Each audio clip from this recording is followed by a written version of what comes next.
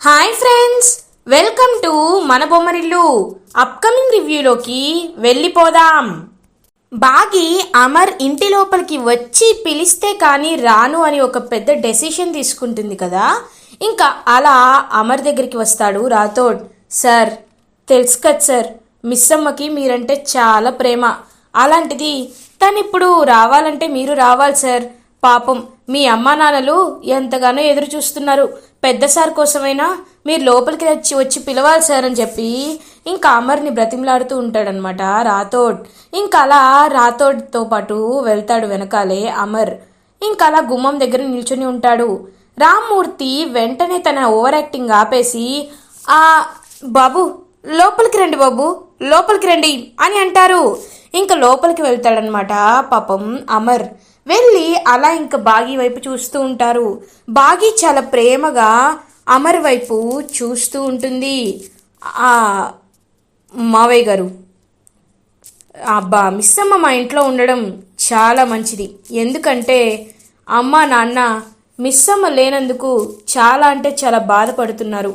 వాళ్ళకి మిస్ అమ్మ కావాలి కాబట్టి మిస్ అమ్మని మా ఇంటికి తీసుకువెళ్దామని మేము వచ్చాము అని అంటారు అమర్. ఇంకా ఒక్కసారిగా బాగి సైలెంట్గా ఉంటుంది. ఏంటి మిస్ అమ్మ సైలెంట్గా ఉన్నావేంటి, రా వెళ్దాం అని అంటుంది. అమ్ము మీరు నన్ను మనస్ఫూర్తిగా ఇంటికి రమ్మని పిలుస్తున్నారా అని అడుగుతుంది బాగి. అవును, మేం మనస్ఫూర్తిగానే రమ్మని చెప్తున్నాం మిస్ అమ్మ. నువ్వు లేకపోతే ఇల్లు ఎంత బోర్డుగా ఉందో నువ్వు వెళ్ళిపోయాకే అర్థమైంది. నీ వాల్యూ ఏంటో నువ్వు వెళ్ళాకే అర్థమైంది. అందుకే నేను నిన్ను మనస్ఫూర్తిగా రమ్మని పిలుస్తున్నాను అని అంటుంది అమ్ము. అమర్ బాగితో, చూడు మిస్ అమ్మ, నేను నిన్ను మనస్ఫూర్తిగా పిలుస్తున్నాను. నువ్వు ఆ ఇంట్లో ఉండడం అవసరం. నువ్వు ఖచ్చితంగా ఇంటికి రావాలి, ఓకేనా? ఇప్పుడైనా వస్తావా అని అంటారు అమర్. వస్తానండి, ఖచ్చితంగా వస్తాను. నాన్న, పిన్ని, వెళ్ళొస్తాను అని అంటుంది బాగి. క్షేమంగా వెళ్ళమ్మా. నీకు మళ్ళీ ఎలాంటి ప్రాబ్లం రాకుండా అల్లుడు గారు చూసుకుంటారనే నమ్మకం నాకు ఉంది. జాగ్రత్తగా వెళ్ళిరామ్మా అని పాపం ఎమోషనల్ అవుతారనమాట రామ్మూర్తి. ఇంకా రామ్మూర్తిని హక్ చేసుకుంటుంది బాగి. మిస్ అమ్మ త్వరగా రావాలి అని అంటారు రాథోడ్. సరే నాన్న, వెళ్ళొస్తాను. పిన్ని, నాన్న జాగ్రత్త అని చెప్పి ఇంకా అలా కార్లో బ్యాగ్తో మళ్ళీ తన ఇంటికి బయలుదేరుతుంది బాగి. ఇంకా చాలా హ్యాపీగా ఫీల్ అవుతారనమాట అలా రామ్మూర్తి. ఇంకా రాథోడ్ కూడా హ్యాపీగా మంచి మంచి సాంగ్స్ పెడుతూ, ఇవాళ మనకి పండగే పండగ. నాకు తెలిసి ఇంట్లో పెద్ద సార్ వాళ్ళు డ్యాన్స్ కూడా పార్టిసిపేట్ చేస్తూ ఉంటారు సార్ అని అంటాడు రాథోడ్. ముందు చూసుకొని డ్రైవ్ చేయి, ఎవరు ఎలా ఉంటారనేది నీకు అనవసరం అని అంటుంది అంజు పాపకి ఇంకా కోపం తగ్గినట్లేదు సార్ అని అంటాడనమాట రాథోడ్. అది ఎప్పటికీ తగ్గదులే గాని ముందు నువ్వు పద అని చెప్పి ఇంకా మనసులో అనుకుంటుందన్నమాట అంజు. ఇంకా అలా బాగితో సహా అందరూ ఇంటికి రీచ్ అవుతారు. ఇంకా అందరూ హ్యాపీగా ఎంజాయ్ చేస్తూ ఉంటారు. మన కోడలు మళ్ళీ తిరిగి ఇంటికి వస్తుంది, తనకి సర్ప్రైజ్ ఇవ్వాలి అని చెప్పి వెల్కమ్ బ్యాక్ మిస్ అమ్మ అని చెప్పి రాగానే ఇంకా అమర్ అండ్ బాగి ఇద్దరిపై పువ్వులు చల్లుతారనమాట. అలా ఇంకా శివరాం అండ్ నిర్మలమ్మ ఒక్కసారిగా అమర్ అండ్ బాగి ఇద్దరు ఒకరి ఫేస్ ఒకరు చూసుకుంటూ ఉంటారు. మిస్ అమ్మ, నువ్వు మళ్ళీ ఇంటికి రావడంతో కళ వచ్చేసింది. నాకు చాలా ప్రశాంతంగా ఉంది మిస్ అమ్మ. ముఖ్యంగా నా భార్య చేతి వంట ఇన్ని రోజులు తినలేక చచ్చి బతికామనుకో, కావాలంటే నువ్వు పిల్లల రివ్యూ కూడా అడగచ్చు అని అంటారు. అవును మిస్ అమ్మ, నాన్నమ్మ చేతి వంట ఇలా ఉంటుందని మాకు తెలీదు. ఎందుకంటే ముందు అమ్మ వండి పెట్టేది, తర్వాత నువ్వు వండావు. అందుకే నాన్నమ్మ చేతి వంట ఎలా ఉంటుందో మాకు తెలియకుండా పోయింది. అయినా తాతయ్య చాలా గ్రేట్, ఇన్ని రోజులు ఎలా తిన్నారో అని అంటారనమాట. ఇంకా పిల్లలు మీకు బాగా ఎగతాళిగా ఉంది. నేను ఎలా వండుతానో మీరు అమర్ని అడగండి. ఏరా అమర్, నా వంట బాగోదా అని అంటారు. లేదమ్మా, నీ వంట చాలా బాగుంటుంది అని చెప్తాడు అమర్. చూసారా అని అంటారు. డాడ్, కన్న తల్లి కోసం మీరు పడుతున్న పాటలు మేము చూడలేకపోతున్నాం డాడ్ అని అంటుంది అంజు. ఏయ్ నిన్ను అని చెప్పి అనగానే ఇంక అంజు అలా పారిపోతుంది. అందరూ ఇంకా నవ్వుకుంటూ ఉంటారు. అత్తయ్య, మావయ్య, మీరు నా కోసం ఇంత చేశారు, నాకు చాలా చాలా సంతోషంగా ఉంది అత్తయ్య అని అంటుంది. పాపం అలా ఇంకా బాగి, చూడమ్మా బాగి, నువ్వంటే మాకు చాలా ఇష్టం. నువ్వు లేకపోతే ఇల్లు ఎంత కళ లేదో మాకు చాలా బాగా అర్థమైంది.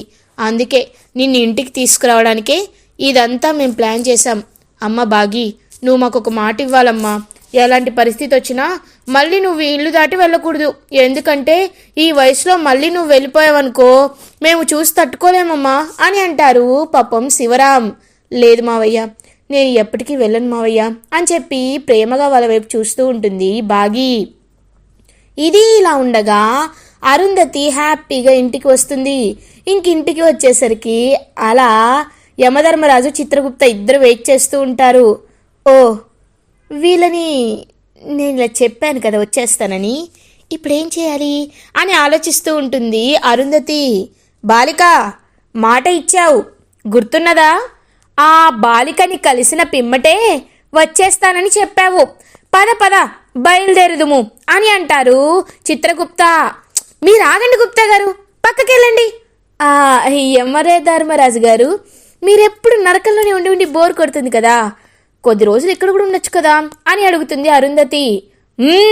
యముండా, ఏంటి బాలిక ఎగతాళియా?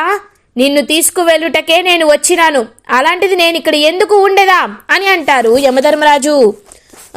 రాజుగారు, మీరన్నది నాకు అర్థమైంది రాజుగారు, కానీ నేను మీకు ఒకటి చెప్పాలనుకుంటున్నాను. మా సమస్య ఇంకా సమస్యగానే ఉంది. పిల్లలు బాగీని ఇంకా మిస్సమ్మని ఇంకా అమ్మగా పూర్తిగా యాక్సెప్ట్ చేయలేదు. మిస్సమ్మకి చాలా సమస్యలున్నాయి. ఆ మనోహరి ఎప్పుడు ఏం చేస్తుందో ఎవ్వరికీ తెలీదు. అలాంటప్పుడు నేను ఎలా రాగలను? మీరే అన్నారు కదా, కోరికలు తీరకుండా ఆత్మలు వస్తే అవి స్వర్గలోకానికి వెళ్ళవని. మీరు అందుకే కదా నన్ను కిందకి పంపించారు. అలాంటప్పుడు నా కోరిక ఇప్పుడు కూడా తీరలేదు రాజుగారు. తీరకుండా నన్ను వచ్చేయమంటారా అని అడుగుతుంది అరుంధతి. బాలిక, నీకు నేను ఇవ్వవలసిన గడువుని ఇచ్చినాను, కానీ నువ్వు దాన్ని సద్వినియోగం చేసుకోకపోతే నేను ఏమి చేయను బాలిక అని అంటారు యమధర్మరాజు. సరే, నాకొక వారం రోజులు టైం ఇవ్వండి రాజుగారు. ఎలా అయినా నేను ఖచ్చితంగా సమస్యలన్నిటినీ సాల్వ్ చేసి నేనంతట నేనే మీ దగ్గరికి వచ్చేస్తాను అని అంటుంది అరుంధతి. ఒక్కసారిగా చిత్రగుప్త షాక్ అయిపోతారు. ఇంకా యమధర్మరాజు అలా చిన్నగా నవ్వుతూ మిస్సమ్మ వైపు చూస్తూ ఉంటారు. ఏంటి బాలిక, చిత్రగుప్తకి చెప్తున్నట్లు నాకు మీ కథలు చెప్తున్నావా అని అడుగుతారు. కథ కాదు రాజుగారు, మీరు నన్ను నమ్మి ఒక ఆత్మనని తెలుసు కూడా మీరు నా కోసం వరాన్ని ఇచ్చి నన్ను కిందకి పంపించారు. అలాంటిది మిమ్మల్ని నేను మోసం చేయాలని ఎప్పుడూ అనుకోను రాజుగారు. నాకు ఒక వారం రోజులు టైం ఇవ్వండి. ఎందుకంటే ఆ మనోహరి బండారం అందరి ముందు బయటపడేలా చేసి ఖచ్చితంగా ఆ మనోహరిని ఇంటి నుండి బయటికి పంపించేసేలా చేస్తాను. అది మాత్రమే కాకుండా ఆయనకి అంజు మనోహరి కూతురని తెలిస్తే తట్టుకోలేరు కాబట్టి ఆయన ప్రయత్నాలు ఆపేలా చేసి ఈ సమస్యలన్నిటికీ ఒక పరిష్కారాన్ని తీసుకువస్తాను. అది మాత్రమే కాకుండా మిస్సమ్మని మా ఆయన్ని కలిపి వాళ్ళిద్దరినీ ఒక్కటి చేసి నేను భూమిపైకి వచ్చేస్తాను అని పాపం ప్రేమగా చెప్తుంది అరుంధతి. బాలిక, నీకిది ఆఖరి అవకాశము. వచ్చే అమావాస్య ముందు రోజు కల్లా నువ్వు పైకి వచ్చేయాలి, లేకపోతే అని అంటారు. నేను ఒక్కసారి మాటిస్తే ఖచ్చితంగా వస్తాను రాజుగారు అని అంటుంది చిత్రగుప్త. తను నాకు మాటిచ్చినది, తన స్వభావము నాకు తెలుసును. ఎవరికైనా మాటిచ్చినచో తను ఖచ్చితంగా ఆ మాటకి కట్టుబడి ఉండును. అందుకే నేను కూడా వెళ్ళిపోతున్నాను. నువ్వు తన్ని జాగ్రత్తగా పైకి తీసుకురమ్ము అని అలా ఇంకా వెళ్ళిపోతాడనమాట యమధర్మరాజు. ఇంకా అలా పాపం వెళ్ళిపోతుంది.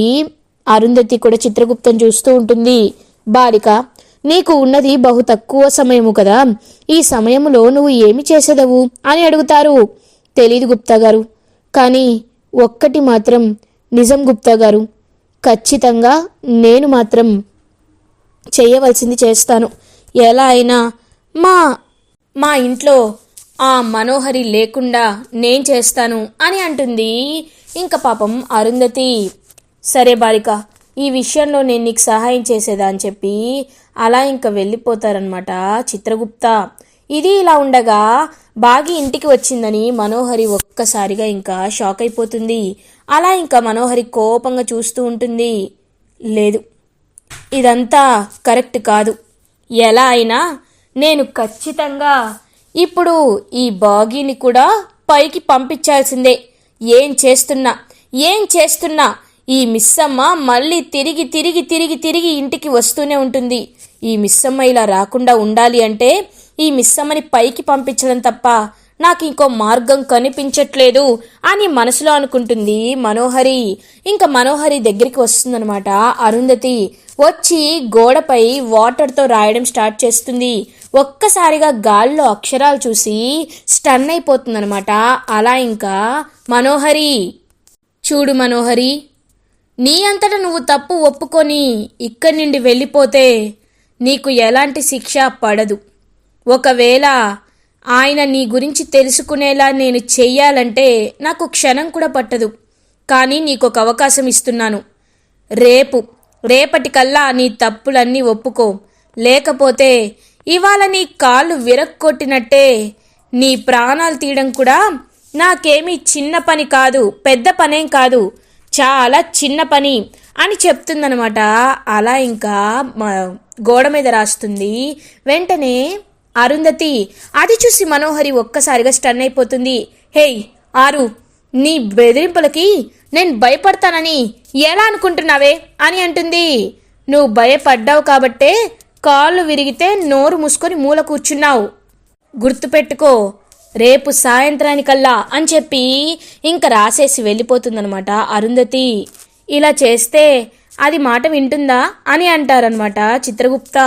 ఖచ్చితంగా వింటుంది గుప్తా గారు, ఎందుకంటే తన గురించి నాకు బాగా తెలుసు అని అరుంధతి అలా చూస్తూ ఉంటుంది మనోహరి వైపు. ఇది ఇలా ఉండగా మార్నింగ్ అవుతుంది. మనోహరి అటు ఇటు తిరుగుతూ చాలా అంటే చాలా ఆలోచిస్తూ ఉంటుంది. ఏం చేయాలి ఇప్పుడు, ఆ బాగిని చంపేయాలంటే ఏం చేయాలి అని చెప్పి అటు ఇటు తిరుగుతూ ఉంటుందన్నమాట మనోహరి. అదే టైంకి అంజు ఇంకా అలా మనోహరికి కనబడుతుంది. ఎస్, అంజునే కరెక్ట్. ఈ పాయిజన్ ఇలా చేస్తే అంజు మీదికి తోసేయచ్చు అని. అంజు ఏం చేస్తున్నావు అని అడుగుతుంది. ఏం లేదా ఆంటీ, చాలా డల్గా ఉన్నాను, ఎందుకో అమ్మ గుర్తొస్తుంది అని అంటుంది అంజు. ఏంటి, మీ అమ్మ గుర్తొస్తుందా? చచ్చింది గుర్తొస్తూ ఉంటుందిలే. సరే బాధపడద్దు, ఆరు ఎప్పటికీ మీతోనే ఉంటుంది అని అంటుంది మనోహరి. ఆంటీ అని ఆంటీని హక్ చేసుకుంటుందనమాట అంజు. ఒక్కసారిగా మనోహరి అయితే షాక్ అయిపోతుంది. అలా ఇంకా చాలా ప్రేమగా అనిపిస్తుంది అనమాట మనోహరికి. ఎందుకో ఆంటీ మిమ్మల్ని హక్ చేసుకోవాలనిపించింది, ఎందుకో మిమ్మల్ని టచ్ చేస్తే నాకు చాలా హ్యాపీనెస్ వస్తుంది. థ్యాంక్ యూ ఆంటీ అని చెప్పి అలా వెళ్ళిపోబోతుంటే తన మెడలో ఉన్న చైన్ అనేది ఇరుక్కుంటుందనమాట మనోహరికి. ఒక్కసారిగా చైన్ చూసి షాక్ అయిపోతుంది మనోహరి. ఈ చైన్ అని అంటుంది. ఆంటీ, ఇది ఆ రోజు డాడ్ నాకు గిఫ్ట్గా ఇచ్చారు కదా, ఆ చైనే ఆంటీ అని చెప్తుంది. అలా ఇంకా మనోహరికి అంజు, ఏంటి ఆ చైనా అని అంటుంది. అవును, ఈ చైన్ గురించి నాకు తెలుసు అని చెప్పి అలా ఇంకా వెళ్ళిపోతుందనమాట అక్కడి నుండి అంజు. ఒక్కసారిగా షాక్ అయిపోతారనమాట మనోహరి. ఇది ఆ రణ్వీర్ చేయించిన చైన్లా ఉందే, ఏంటి మరి ఇలా ఉంది? లేదు, ఏదో తేడాగా ఉంది, అమర్నే వెళ్ళి అడగాలి అని అమర్ దగ్గరికి వెళ్తుంది మనోహరి. ఏంటి మనోహరి అని అంటాడు అమర్. నేను నిన్నొకటి అడుగుతాను, నాకు దాచకుండా నిజం చెప్తావా అని అడుగుతారు. చెప్పు మనోహరి అని అంటాడు అమర్. చెప్పు అని అంటారు అమర్. నువ్వు నాకు మాటిస్తేనే నేను అడుగుతాను అని అంటుంది మనోహరి. ఏమైంది మనోహరి? సరే మాటిస్తున్నాను, అడుగు అని అంటారు. ఇంకా వెంటనే అడగడం స్టార్ట్ చేస్తుందనమాట మనోహరి. అమర్, నేను అంజు మెడలో చైన్ చూశాను, ఆ చైన్ నిజంగా నువ్వు చేయించావు అమర్ అని అడుగుతుంది మనోహరి. ఒక్కసారిగా షాక్ అయిపోతారనమాట. అలా ఇంకా అమర్, నీకు ఆ డౌట్ ఎందుకు వచ్చింది మనోహరి అని అంటారు. అది కాదు అమర్, నేను తర్వాత చెప్తాను, నువ్వు నాకు నిజం చెప్పు, అసలు అంజుకి ఆ చైన్ ఎలా దొరికింది, నువ్వు ఆ చైన్ని తన దగ్గరికి ఎలా తీసుకొచ్చావు అని అడుగుతారనమాట. మనోహరి, నిజం చెప్పాలంటే నువ్వు మాట ఇచ్చాను కాబట్టి నేను నీకు చెప్తున్నాను. అంజు మా కన్న కూతురు కాదు. అంజు మాకు అనాథ శరణాలయంలో దొరికింది. మదర్ తెరిసా ఆశ్రమంలో మెట్ల బయట వదిలేస్తే మేము తన్ని తెచ్చి పెంచుకున్నాము. తనతో పాటే ఈ చైన్ దొరికింది. యాక్చువల్లీ ఈ విషయం ఎవరికీ తెలీదు, ఆఖరికి అమ్మా నాన్నకు తప్ప. నాకు, ఆరుకి, ఇప్పుడు నీకు తప్ప ఈ విషయం ఎవ్వరికి తెలీదు అని అసలు నిజాన్ని అమర్ చెప్తాడు. ఇంకా అలా మనోహరితో ఒక్కసారిగా మనోహరి అదంతా స్ట్రైక్ చేసుకొని అంజునే తన కన్న కూతురని తెలుసుకొని అలా స్టన్ అయి ఉండిపోతుంది. ఇలా ఎపిసోడ్ ఎండ్ అవుతుంది. ఫర్దర్ ఎపిసోడ్ రివ్యూస్ ముందుగా మీకు కావాలి అనుకుంటే మా ఛానల్ని సబ్స్క్రైబ్ చేసుకోండి. Thanks for watching.